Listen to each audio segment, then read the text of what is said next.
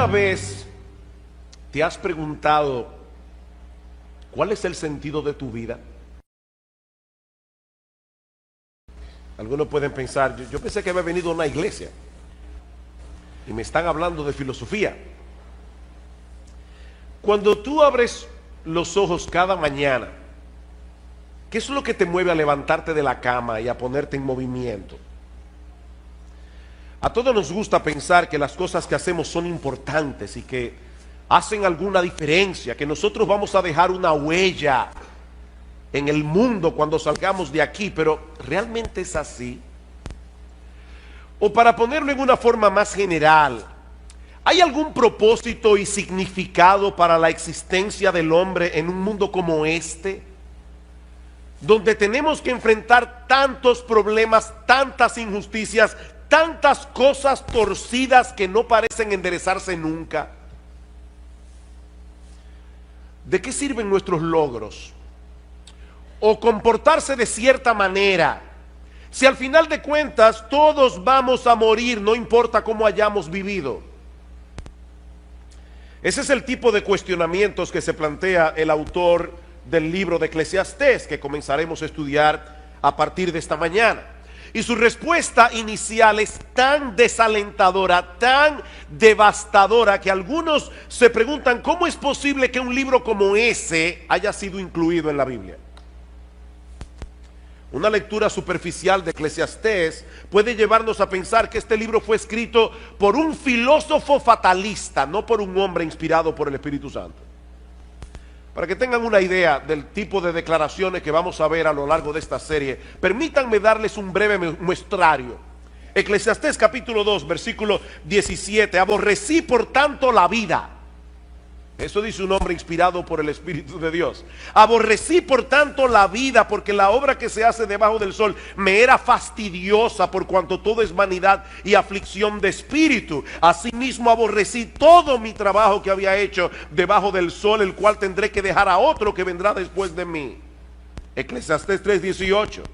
Dije en mi corazón, es así por causa de los hijos de los hombres, para que Dios los pruebe y para que vean que ellos mismos son semejantes a las bestias. Porque lo que le sucede a los hijos de los hombres y lo que le sucede a las bestias, un mismo suceso es. Como mueren los unos, así mueren los otros, y una misma respiración tienen todos. Ni tiene más el hombre que la bestia, porque todo es vanidad.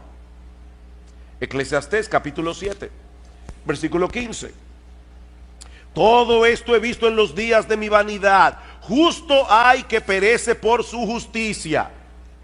Un justo que perece por su justicia. Y hay impío que por su maldad alarga su vida.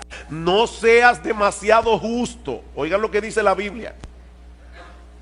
No seas demasiado justo, ni seas sabio con exceso. ¿Por qué habrías de destruirte? No hagas mucho mal, ni seas insensato. ¿Por qué habrás de morir antes de tu tiempo? Y yo no voy a hacer ningún comentario, simplemente estoy leyendo algunos versículos. Capítulo 8, versículo 14. Hay vanidad que se hace sobre la tierra, que hay justos a quienes sucede como si hicieran obras de impíos. Y hay impíos a quienes acontece como si hicieran obras de justo. Digo que esto también es vanidad. Por tanto alabé yo la alegría que no tiene el hombre bien debajo del sol, sino que coma y bebe y se alegre, y que esto le quede de su trabajo los días de su vida que Dios le concede debajo del sol.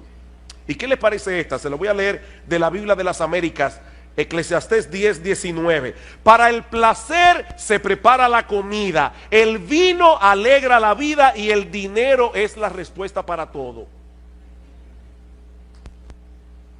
Alguna persona dice medio en broma, el dinero no te lleva a la felicidad, pero te deja como a una cuadra. Y uno se ríe de ese tipo de declaraciones, pero encontrarla en la palabra de Dios, mis hermanos, eso es otra cosa. Es por eso que algunos consideran el libro de Eclesiastés como el más enigmático de todos los libros de la Biblia. De hecho, una persona le llama a Eclesiastés el niño problemático de la familia de los libros de la Biblia. Sin embargo, como espero que nosotros veamos a lo largo de esta serie, este no solo es un libro fascinante, inspirado por el Espíritu de Dios, un libro que nos prepara para recibir el Evangelio de Jesucristo, sino que también es de gran ayuda para que los creyentes tengan una correcta perspectiva de la vida aquí y ahora. Lo que hace el autor de Eclesiastés, como veremos en un momento, es examinar la vida del hombre desde una perspectiva completamente secular, sin tomar en cuenta la existencia de Dios, para entonces mostrarnos que desde ese punto de vista la vida del hombre es completamente absurda, la vida del hombre no tiene ningún sentido. En la mañana de hoy yo quisiera introducir este libro de las Escrituras considerando básicamente tres cosas: su autor, su tema y su propósito. Eso es todo lo que vamos a ver en esta mañana. Veremos el autor de Eclesiastés, el tema de Eclesiastés y el propósito de Eclesiastés. Versículo 1, Eclesiastés capítulo 1, versículo 1. Palabras del predicador, hijo de David, rey en Jerusalén. Esta palabra que nuestras versiones de la Biblia traducen como predicador es la palabra hebrea Kohelet, un título que se le daba en aquellos días a un orador oficial que tenía la autoridad para convocar una asamblea y para enseñar a una asamblea. De hecho, la palabra griega para asamblea es la palabra griega eclesia, de donde proviene nuestra palabra iglesia y de donde proviene también el título de este libro, Eclesiastés, o el predicador. Algunos traducen esta palabra como el maestro, otros como el filósofo. Hay otros que prefieren dejarla sin traducción y de llamarle a este individuo simplemente el Kohelet, pero la traducción de nuestras versiones sigue siendo una de las mejores: el predicador. Ahora bien, ¿quién es este predicador que se atribuye la autoría de este libro? Bueno, su nombre no se menciona en ninguna parte de Eclesiastés, pero todo luce indicar que se trata del rey Salomón. En el versículo 1 se refiere a sí mismo como hijo de David, rey de Jerusalén, y más adelante en el versículo 12 nos dice que él fue rey sobre todo Israel. Mis hermanos, ¿quién fue el único hijo de David que pudo reinar sobre toda la nación de Israel? Únicamente Salomón, porque en los días de Roboam, el hijo de Salomón, el reino se dividió en dos. Así que todo luce indicar que este predicador no es otro que el rey Salomón, aparte de que las experiencias que él comparte en el libro encajan perfectamente en lo que nosotros conocemos en la Biblia del rey Salomón. Como ustedes recordarán, al principio de su reinado el Señor se le apareció a Salomón y le dijo: pídeme lo que tú quieras. Y Salomón le pidió un corazón entendido para juzgar a tu pueblo y para discernir entre lo bueno y lo malo. Él pudo haber pedido muchas cosas, pero lo que le pidió a Dios fue sabiduría. Y dice en el versículo 10: y agradó delante del Señor, Primera de Reyes 3, que Salomón pidiese esto. Y le dijo Dios: porque has demandado esto y no pediste para ti muchos días, ni pediste para ti riquezas, ni pediste la vida de tus enemigos, he aquí que te he dado corazón sabio y entendido, tanto que no ha habido antes de ti otro como tú, ni después de ti se levantará otro como tú. Y aún también te he dado las cosas que no pediste, riquezas, gloria, de tal manera que entre los reyes no haya ninguno como tú en todos tus días. Y si anduvieres en mis caminos, guardando mis estatutos y mis mandamientos como David tu padre, yo alargaré tus días. Lamentablemente, Salomón no permaneció siendo fiel a Dios. Dice en el primer libro de Reyes, en el capítulo 11, que sus muchas mujeres desviaron su corazón hacia la idolatría. Salomón llegó a tener 300 esposas y 700 concubinas, un harén de 1000 mujeres. Por supuesto, la idolatría tiene consecuencias, y la vida de Salomón se volvió un total desastre. Y aunque nosotros no tenemos constancia de que Salomón se haya arrepentido y haya vuelto a los caminos del Señor, el libro de Eclesiastés parece ser su testimonio de arrepentimiento. Al final de su vida, Salomón quiso compartir las lecciones que aprendió de mala manera durante su tiempo de apostasía. ¿Y cuál es el tema de este libro? Versículos 2 y 3. Vanidad de vanidades, dijo el predicador, vanidad de vanidades, todo es vanidad.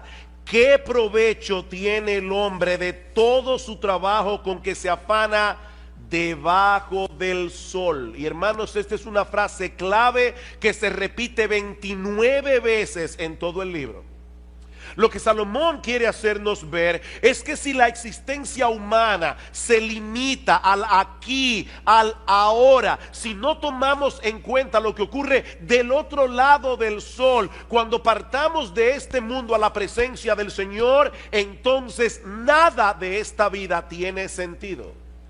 Vanidad de vanidades, vanidad de vanidades, todo es vanidad. La Nueva Versión Internacional traduce esta frase: lo más absurdo de lo absurdo, lo más absurdo de lo absurdo, todo es absurdo. Y aún otro lo traduce: frustración de frustraciones, todo es frustración. La palabra vanidad también se repite una y otra vez en el libro de Eclesiastés, 38 veces en total, y se refiere a algo que no tiene sustancia, algo inútil, algo sin valor. Mi amigo, si tú dejas a Dios y a la eternidad fuera de la ecuación, lo que te queda es una vida vacía, sin propósito y sumamente frustrante. Salomón parece estar sacando balance aquí, al final de su vida, de todas las cosas que él tuvo la oportunidad de experimentar, cuando Dios dejó de ser relevante para él, y el resultado final fue menos que nada. Vanidad de vanidades. Los judíos empleaban ese tipo de expresiones cuando querían enfatizar una idea, como cuando nosotros decimos rey de reyes. Él es el rey que está por encima de todos los reyes, o cantar de los cantares. Es el cantar más extraordinario, es el cantar que está por encima de todos los cantares. Bueno, lo que Salomón nos está diciendo aquí es que no hay una cosa más vana que una vida sin Dios. Eso es lo más vano, ya más vano no se puede ser. Esa es la vanidad de las vanidades. Y lo repite 2 veces: vanidad de vanidades, vanidad de vanidades.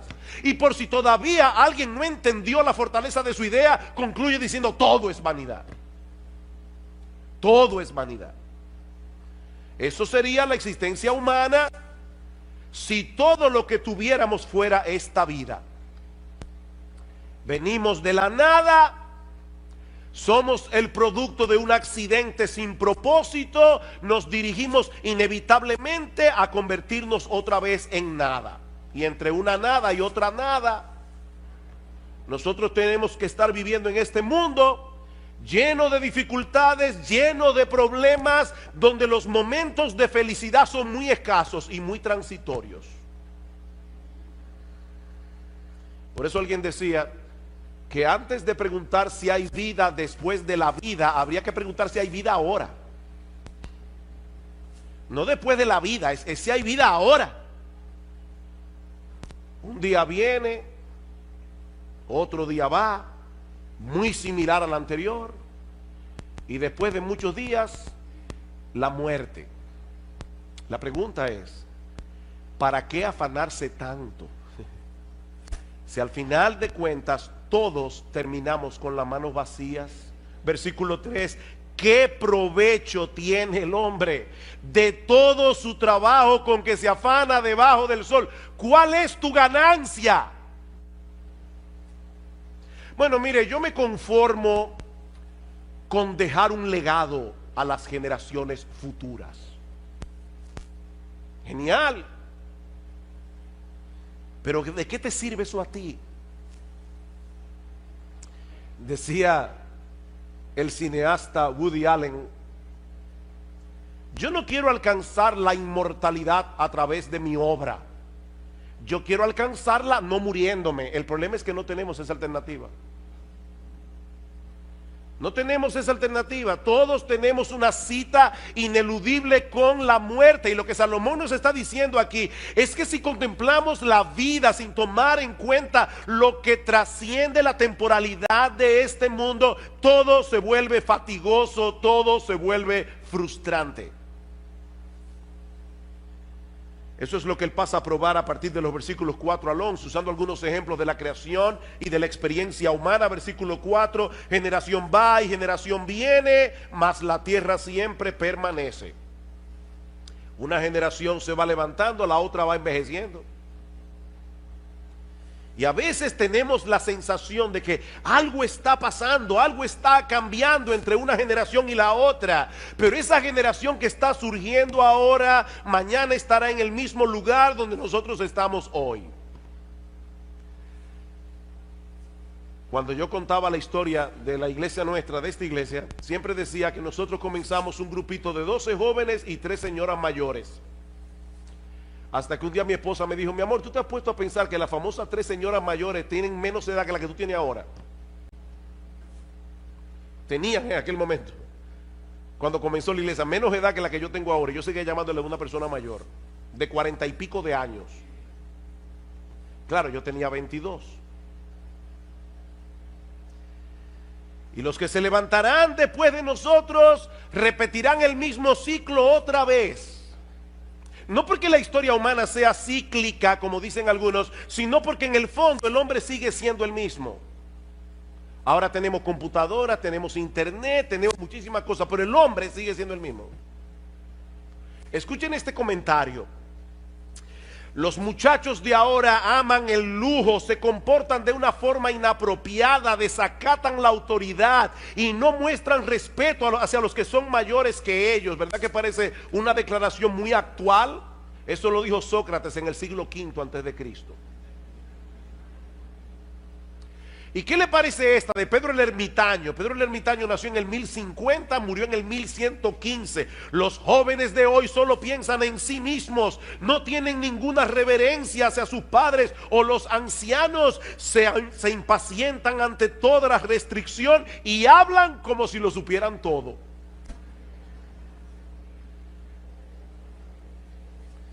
Ustedes ven el punto. La historia está en movimiento, pero nada cambia en realidad. Nada cambia. Es lo mismo que nosotros vemos en los procesos de la naturaleza. A pesar de la diversidad y los cambios que nosotros vemos a nuestro alrededor, la naturaleza es sorprendentemente uniforme en su funcionamiento. De hecho, eso es lo que permite que hagamos ciencia. Los científicos pueden evaluar los procesos de la naturaleza porque todo se repite una y otra vez. Versículo 5: sale el sol, se pone el sol, se apresura a volver al lugar de donde se levanta, el viento tira hacia el sur y rodea el norte, va girando de continuo y a sus giros vuelve el viento de nuevo. Los ríos todos van al mar y el mar no se llena. Al lugar de donde los ríos vinieron, allí vuelven para correr de nuevo. El sol salió esta mañana, se va a poner esta tarde, así será mañana y pasado mañana y dentro de 10 meses y dentro de 100 años. La misma rutina. Y lo mismo ocurre con el viento. El viento se mueve constantemente en una serie de circuitos que nosotros no podemos entender del todo y que tampoco cambiará con el paso de los siglos. El mismo circuito. Todos los ríos desembocan en el mar, pero el mar nunca se llena. Y al lugar de donde los ríos vinieron, allí vuelven para correr de nuevo. La misma cosa una y otra vez. Y esa monotonía de la naturaleza no es otra cosa que un reflejo de la monotonía de la vida humana. En ciencia política hay un principio que se conoce como el gatopardismo. Una novela que se llamó El gato pardo, donde apareció esta frase memorable: si queremos que todo siga como está, necesitamos que todo cambie. ¿Cómo así? Bueno, lo que este principio establece es que los políticos tienen que iniciar constantemente algo que se parezca una transformación revolucionaria, pero dejando en realidad las mismas estructuras de poder, de manera que todo cambia, pero nada cambia. ¿O no es así? Eso es el gatopardismo. Todo cambia, pero nada cambia. Eso es básicamente lo que Salomón nos está diciendo en Eclesiastés. Lo que nosotros vemos en los procesos naturales es lo mismo que ocurre en la experiencia del hombre. Versículo 8: todas las cosas son fatigosas más de lo que el hombre puede expresar. Nunca se sacia el ojo de ver ni el oído de oír. Eso fue cierto en los días de Salomón, lo es en el día de hoy. En la historia de la civilización, el hombre nunca había tenido a su alcance tantas posibilidades de ver y oír cosas diferentes. Hace 200 años, si usted quería escuchar música tocada por una orquesta, usted tenía que ir a donde la orquesta estaba. Ese era un lujo que muy pocas personas podían darse. Hoy día cualquier muchacho tiene a su alcance un montón de dispositivos, de programas, de aplicaciones que le permiten ver y escuchar lo que quiera y cuando lo quiera. iPod, iPhone, iPad, iTunes, MP3, YouTube, SoundCloud, Netflix, Crackle y yo no sé cuánta cosa más. ¿Y saben qué? No importa cuántas cosas veas, no importa cuántas cosas escuches, nunca te sentirás satisfecho. Nunca te sentirás plenamente satisfecho. Yo recuerdo cuando era niño, a mi padre le encantaba hacernos cuentos árabes. Y yo recuerdo uno en particular donde había un rey que le ofreció la mitad de su reino a cualquier persona que pudiera llevarle algo que fuera más pesado que lo que él tenía en su mano. Y las personas comenzaron a traer cosas pesadas, lingotes de oro cada vez más pesadas, y siempre lo que el rey tenía en la mano pesaba más. Y la gente decía, ¿cómo es posible que este hombre pueda tener algo en su mano envuelto en un pañuelo que pese más que todo lo que nosotros llevamos? Finalmente hubo un sabio que le dijo, lléveme donde el rey. Cuando pusieron el pañuelo en la balanza, este sabio cogió un poco de tierra, lo puso en la otra balanza y la tierra pesó más. Y todos quedaron sorprendidos hasta que él dio la explicación. Lo que hay envuelto en ese pañuelo es un ojo humano. Y el ojo humano no se sacia con nada, pero al final tendrá que contentarse con un puñado de tierra. Nunca se sacia el ojo de ver. Siempre queremos ver otra cosa, escuchar otra música, tener otra experiencia. Lo que ayer me emocionaba, hoy me causa aburrimiento. ¿O no es así? Así como el mar nunca se llena, nuestros sentidos tampoco. Es por eso, hermanos, que la industria del entretenimiento es tan exitosa. Nosotros queremos algo nuevo, algo que nos libere de ese ciclo interminable de insatisfacción y de hastío. El problema es que todo lo que el mundo ofrece debajo del sol nos deja exactamente en el mismo punto de partida. Versículo 9. ¿Qué es lo que fue? Lo mismo que será. ¿Qué es lo que ha sido hecho? Lo mismo que se hará. Y nada hay nuevo debajo del sol. ¿Hay algo de lo que se puede decir, he aquí esto es nuevo? No, ya fue en los siglos que nos han precedido.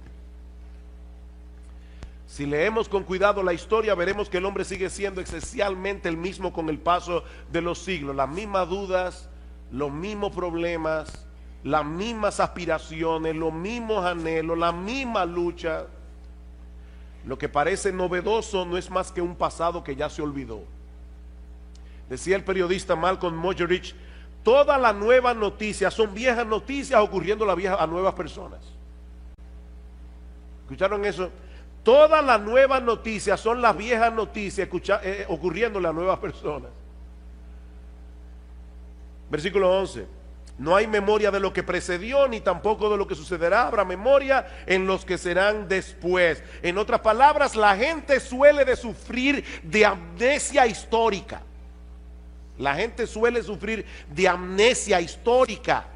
Y eso nos hace creer que algunas cosas son novedosas cuando en realidad no lo son. Generaciones van, generaciones vienen, cada una repitiendo los mismos errores de la generación anterior y creyendo al mismo tiempo que están siendo originales. La vida debajo del sol es fatigosa, repetitiva, monótona, hastiante. Eso es lo que Salomón nos está diciendo. Y cuando el hombre trata por sí mismo de descubrir el significado y propósito de todo esto, el resultado es una visión fragmentada de la realidad que no le hace ningún sentido. Es como cuando estamos tratando de armar un rompecabezas y hay piezas que faltan. Vanidad de vanidades, dijo el predicador, vanidad de vanidades, todo es vanidad. Ahora bien, ¿y cuál es el propósito de este libro? ¿Por qué Dios inspiró al autor de Eclesiastés para que pusiera por escrito reflexiones tan deprimentes acerca de la vida en este mundo? Eso nos lleva a nuestro tercer y último encabezado. Ya vimos el autor del libro, el tema del libro. Veamos ahora su propósito. Y yo creo que el apóstol Pablo nos muestra incidentalmente por qué se escribió el libro de Eclesiastés. Dice en Romanos capítulo 8 versículo 20 que la creación fue sujetada a vanidad. Otra vez la misma palabra. La creación por causa del pecado fue sujetada a producir lo que no sirve. La creación fue sujetada a no dar todo el potencial que tiene dentro, no por su propia voluntad, sino por causa del que la sujetó en esperanza. En el libro de Eclesiastés, Salomón quiere que sintamos el peso de lo absurda que resulta la vida debajo del sol, destruir en nosotros toda esperanza de encontrar propósito, significado o satisfacción en ninguna de las cosas que este mundo ofrece, para entonces llevarnos de la mano a poner toda nuestra esperanza únicamente en Dios. Ese es el propósito.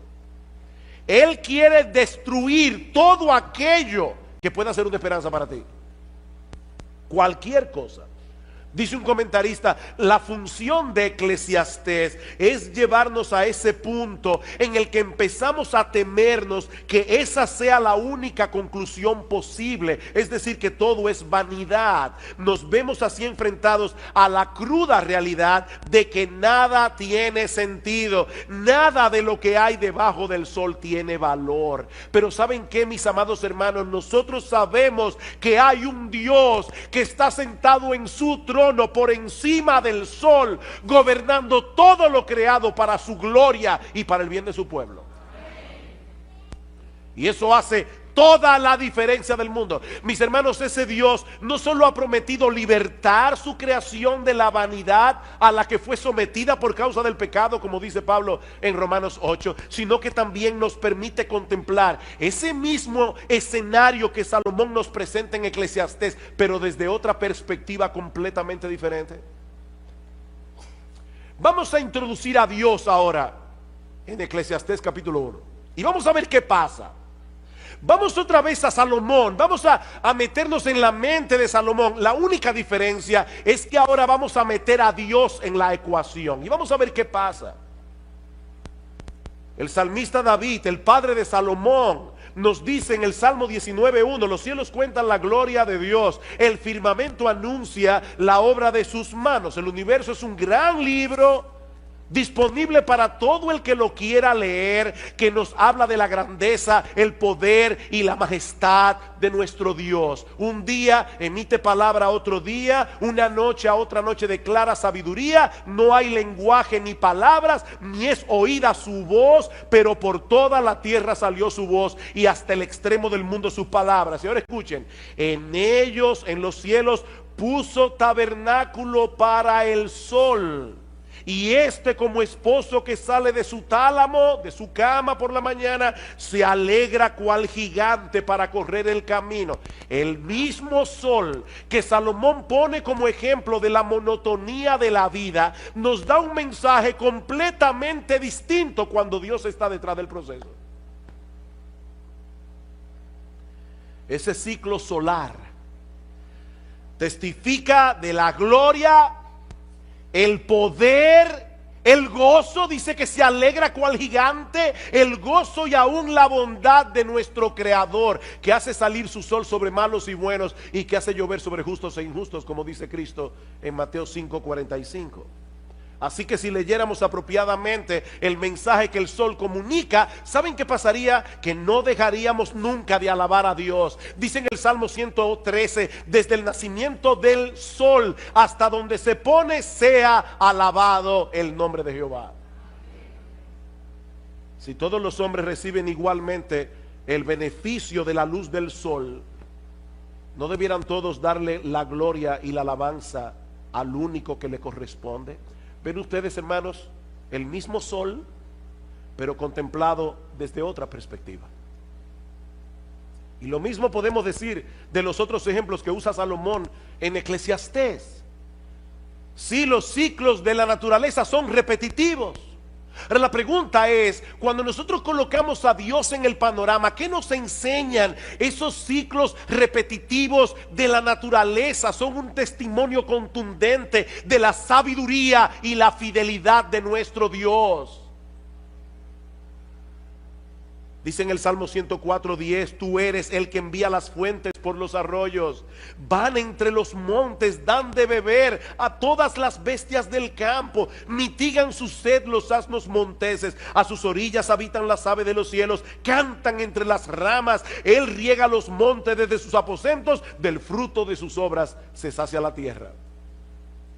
Nosotros le llamamos a esto las leyes de la naturaleza. Esa es una expresión que nosotros usamos simplemente para tratar de dar a entender cómo es que Dios opera, porque es Dios el que mantiene la naturaleza funcionando. Él es el que envía la lluvia. Si Dios no quiere, mañana no sale el sol, porque Él es Dios. Y ya lo detuvo en Gabaón, Él puede hacerlo otra vez. Pero es Dios, nuestro buen Dios, el que está cuidando la tierra. Es Dios el que está detrás de todos esos ciclos repetitivos.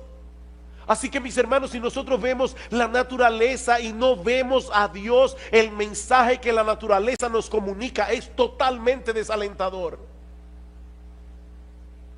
Pero de repente introducimos a Dios en la ecuación y todo cambia drásticamente.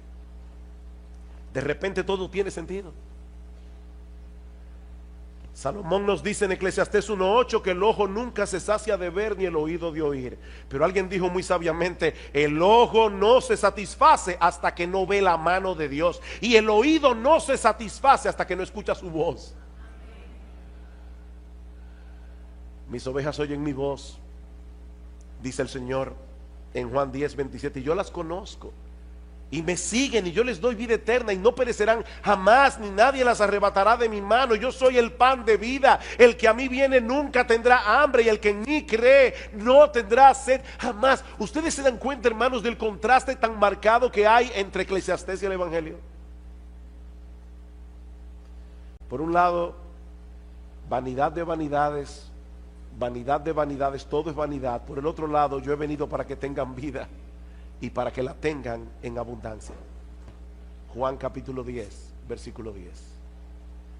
Salomón nos dice en Eclesiastés 1:9 que no hay nada nuevo debajo del sol. Y luego pregunta en el versículo 10, ¿hay algo de lo que se puede decir, he aquí esto es nuevo? La respuesta es, sí lo hay.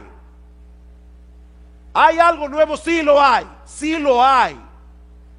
Siempre y cuando contemplemos a Dios en el centro de todo. Ese es el punto. Sí lo hay. Hay un nuevo pacto en la sangre del Señor Jesucristo.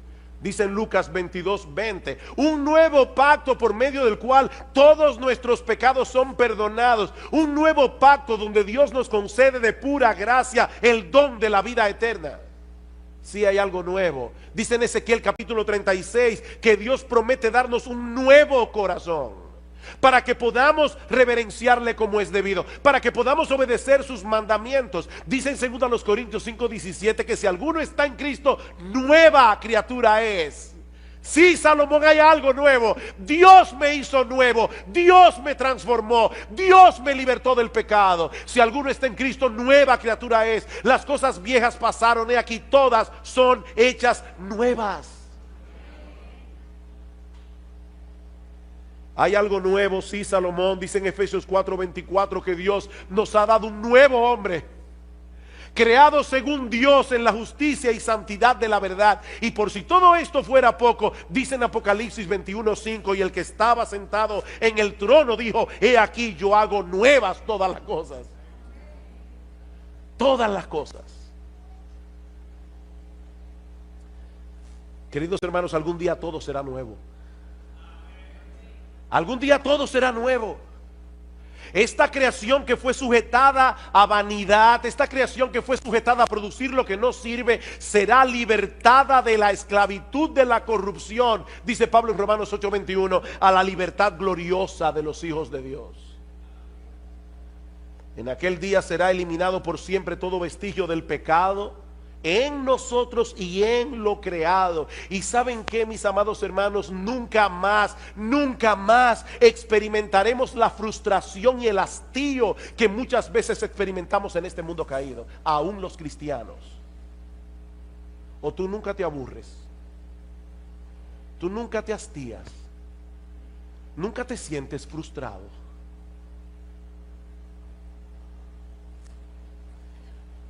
Mi hermano, déjame hacerte una pregunta. ¿Cuál es la perspectiva con la que tú usualmente contemplas la vida? ¿Te colocas en la posición de aquellos que viven sin esperanza y sin Dios en el mundo? A veces yo escucho a los creyentes con tantas quejas, que uno se pregunta: ¿dónde está Dios?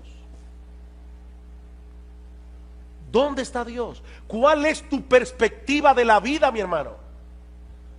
¿Eres tú de aquellos que, aún siendo cristiano, redimido por la sangre del Cordero, contemplan la vida desde la perspectiva de aquellos que viven sin esperanza y sin Dios?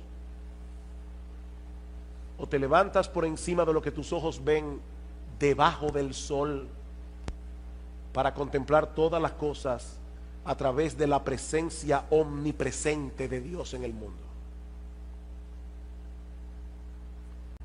Miren, hermanos, no hay que ser un incrédulo para perder de vista a Dios.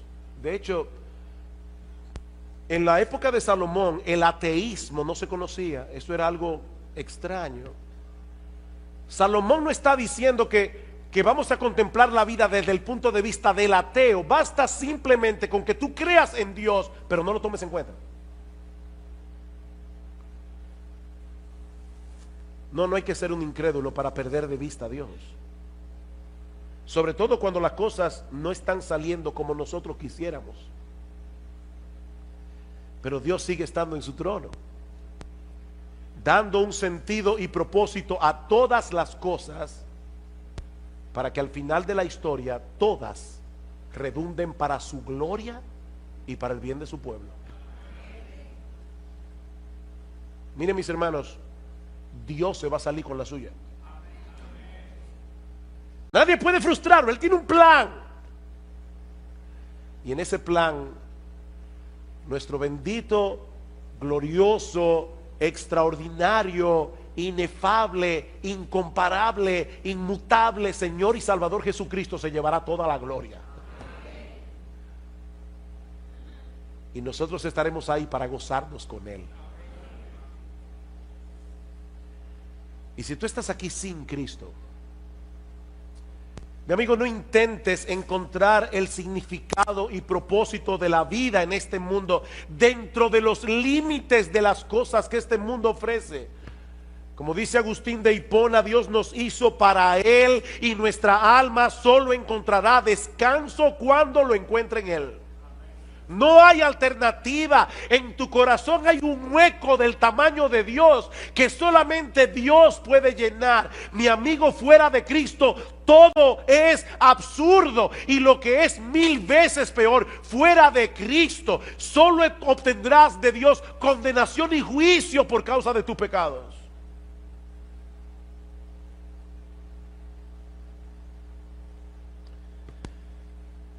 Miren, hermanos, hay frases que en el mundo evangélico se repite tanto y tanto y tanto, que se convierten en clichés. Y nosotros dejamos de percibir la verdad que hay detrás de esas frases que se repiten una y otra vez. ¿Recuerdan ustedes cuando estábamos predicando de Colosenses y decíamos que hay una fórmula matemática en Colosenses? Cristo más nada es igual a todo. Decía una poetisa cristiana: si yo no tuviera nada excepto a Cristo, lo tendría todo como quiera. Eso no es un cliché. Eso es una gran verdad. Cristo es el todo en todos. Es Cristo, es Cristo, es Cristo. Mis hermanos, mis amigos que están aquí, el significado de la vida, el propósito de nuestra existencia, todo gira en torno a Él. Él es el centro. Es Cristo, es Cristo, es Cristo y nadie más. Dice en la Escritura que hay un solo Dios y hay un solo mediador entre Dios y los hombres, Jesucristo hombre. Él se introdujo en la historia humana. Él vino y vivió debajo del sol. ¿Sabes para qué? Para morir por nuestros pecados, para reconciliarnos con Dios, y ahora ofrece en el Evangelio perdón y vida eterna a todo el que viene a Él en arrepentimiento y fe. Es Cristo y solo Cristo. Mi amigo, no te vayas de este lugar sin arreglar tus cuentas con Dios a través de Cristo, porque su gracia sigue estando disponible para todo aquel que cree. Él es un Dios de gracia y Él te ofrece hoy su gracia para que dejes de vivir la vida absurda que estás viviendo y por primera vez en tu vida, por primera vez en tu vida, comiences a vivir realmente. Yo he venido para que tengan vida y para que la tengan en abundancia.